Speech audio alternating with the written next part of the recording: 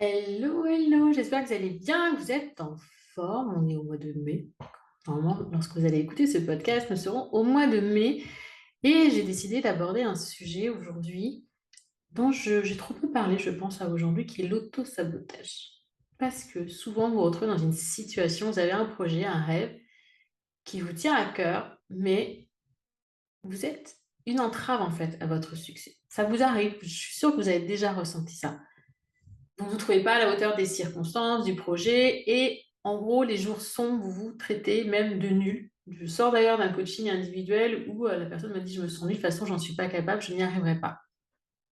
Qui, parmi vous, n'a pas formulé ces mots un jour dans sa tête ou à voix haute?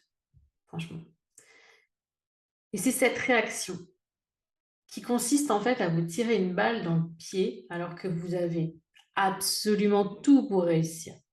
C'est ça l'auto-sabotage, l'auto-sabotage. Et vous n'êtes souvent même pas consciente de cette part de vous-même, votre ego, qui plombe nombre des situations où vous auriez pu vaincre les obstacles. Alors, dans cet épisode du podcast, Le bonheur va vaciller, j'adore toujours ce titre, mais bon, vous allez découvrir les signes, les comportements qui vous freinent, mais aussi comment sortir de cette spirale de la dévalorisation de l'auto-sabotage.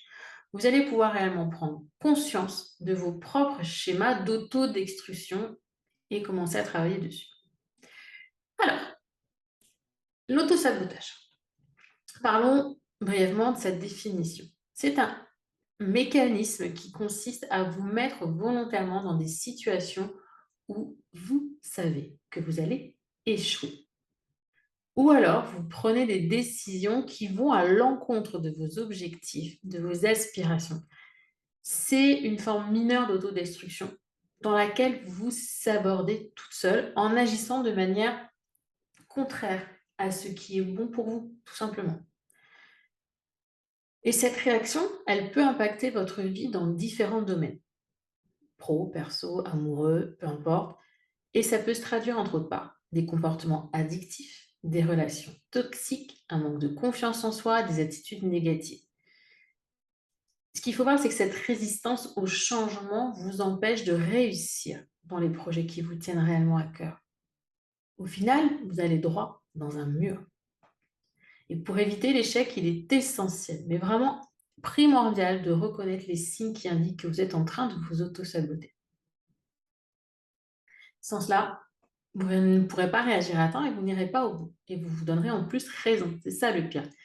Donc, ce que je vous propose aujourd'hui à travers cette démarche, c'est de modifier vos comportements toxiques pour avancer dans votre vie de manière plus optimiste et épanouissante. Les comportements de l'auto-sabotage, c'est quoi? Ça peut varier d'une personne à l'autre, qu'on soit d'accord, mais ils ont en commun de limiter votre potentiel. Ils vous bloquent réellement dans l'atteinte de vos objectifs, de vos rêves. Alors, qu'est-ce qu'il y a comme comportement? Je suis sûre que vous avez déjà quelques idées. La procrastination. Vous repoussez systématiquement une tâche ou une décision importante par peur de l'échec ou de la réussite. La procrastination, ce n'est pas un problème d'organisation. Je vous remettrai le lien de l'épisode de podcast en lien avec la procrastination dans lequel je vous parle des 5 leviers à actionner pour travailler la procrastination, plutôt des 5 raisons qu'il faut que l'on procrastine. Mais du coup, oui, la procrastination est un comportement d'auto-sabotage. L'autocritique excessive aussi. Vous vous dévalorisez constamment, vous vous jugez trop sévèrement, vous vous dénigrez et vous minimisez vos propres accomplissements. Aïe, aïe, aïe. Le perfectionnisme excessif. Je vous en ai déjà parlé dans un épisode récemment. Vous cherchez la perfection dans tout ce que vous faites au point d'être paralysé par la peur de ne pas y arriver. Le manque de confiance en soi. Vous avez une faible estime de vous-même, vous doutez, vous pensez que vous n'êtes pas capable de réussir ou encore que vous ne méritez pas d'être heureuse.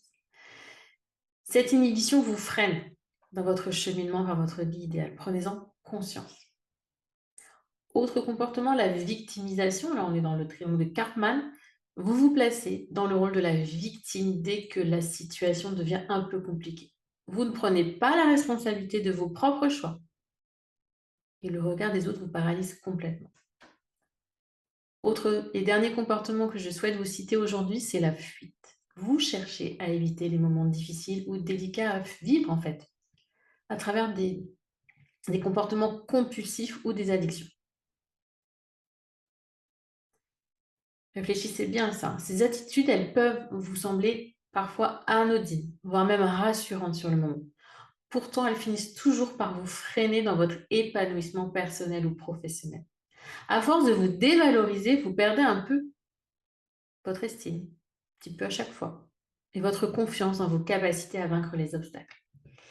Et là, en écoutant ou en regardant cette vidéo, vous êtes sans doute déjà en train de vous poser quelques questions. Est-ce que je m'auto-sabote? Est-ce que je fais ces comportements-là, ces comportements limitants? Qu'est-ce que je procrastine?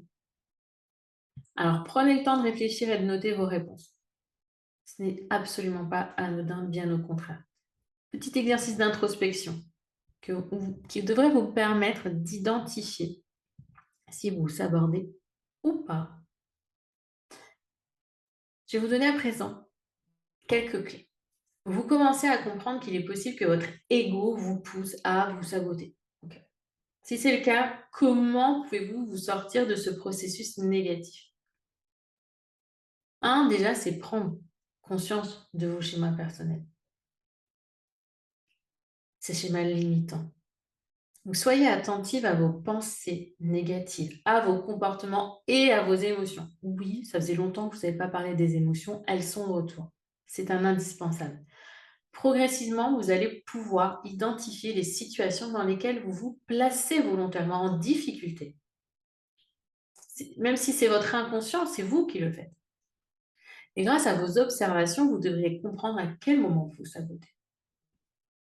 Deuxième step, une fois que vous avez découvert vos schémas récurrents, vous pouvez passer à l'étape donc 2, reconnaître les pensées qui entraînent ce comportement toxique. On est en plein dans le modèle de groupe. Pour celles qui ne l'ont pas encore écouté, écoutez l'épisode sur le modèle de groupe de mémoire, je crois que c'est le 21.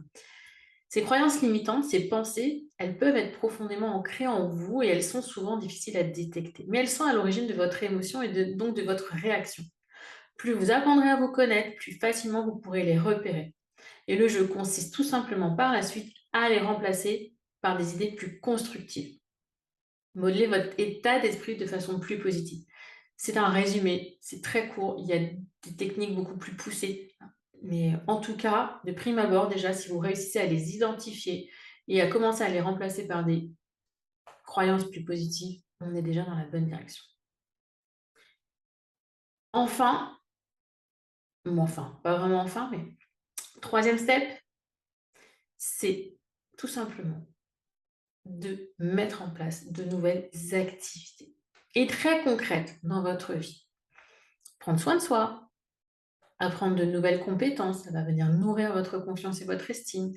Changer une routine, établir un plan d'action ou un plan de développement personnel pour obtenir un objectif précis.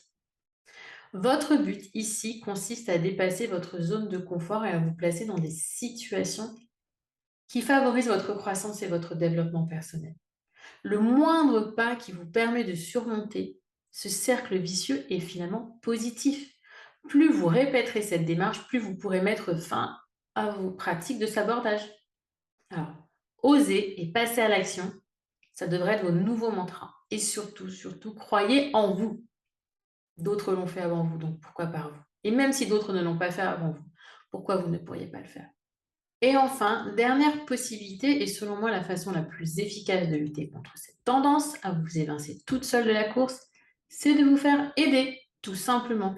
Il existe plusieurs solutions, bien sûr, comme le coaching individuel, la thérapie, ou même appartenir à un groupe de soutien.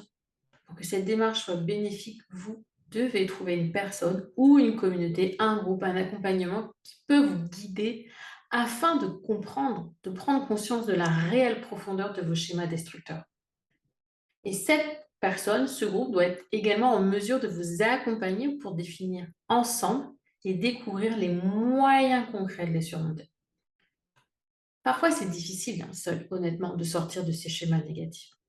On doit appuyer là où ça fait mal. Et c'est mon job. Voilà pour l'auto-sabotage. Vous allez maintenant, là, logiquement, vous savez maintenant ce qu'est l'auto-sabotage, ce qu'est ce mécanisme toxique et dévalorisant qui vous pousse à échouer. Échec, ce sont des vilains mots, je le sais, mais pourtant vous vous y conduisez toute seule. Donc, prendre conscience de vos schémas de pensée négatifs, c'est une première étape indispensable pour travailler dessus et dépasser votre sentiment. Parfois, c'est un sentiment d'échec permanent, clairement. Donc, si vous avez identifié certaines de vos réactions limitantes là maintenant, il est essentiel d'oser poursuivre cette observation. Chercher des solutions ensuite pour avancer, sortir de ce cercle vicieux.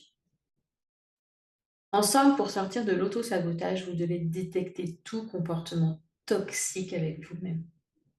Tout ce qui n'est pas aligné, tout ce qui n'est pas bon pour vous. Vous connaissez les différentes questions à vous poser pour en reconnaître les signes.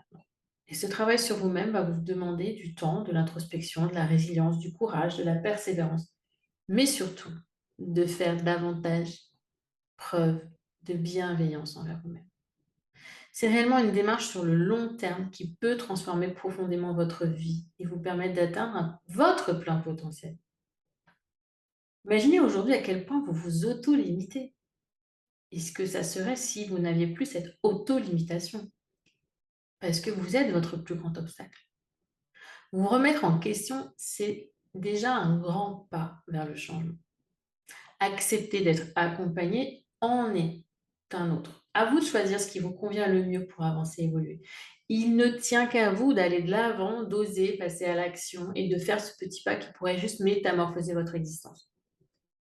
À vous de choisir. Et le premier petit pas que vous pouvez faire là aujourd'hui, c'est de vous inscrire au mini-coaching, être aligné. Il est 100% gratuit et je vous donne les étapes pour parvenir vous aussi à trouver votre alignement, le chemin vers votre bonheur. J'espère que c'est OK pour vous, cet auto-sabotage. Je vous rappelle que comment l'identifier, on va parler de procrastination, d'autocritique excessive, perfectionnisme excessif, manque de confiance, la victimisation et la fuite. Pour en sortir, c'est prendre conscience de ça, déjà de ce schéma qui est là, qui vous pèse. Identifier les pensées et les croyances à l'aide du modèle de groupe. Ensuite, c'est passer à l'action, changer ses habitudes et ses comportements et pas forcément aller en mode frontal sur ce qui vous fait le plus peur.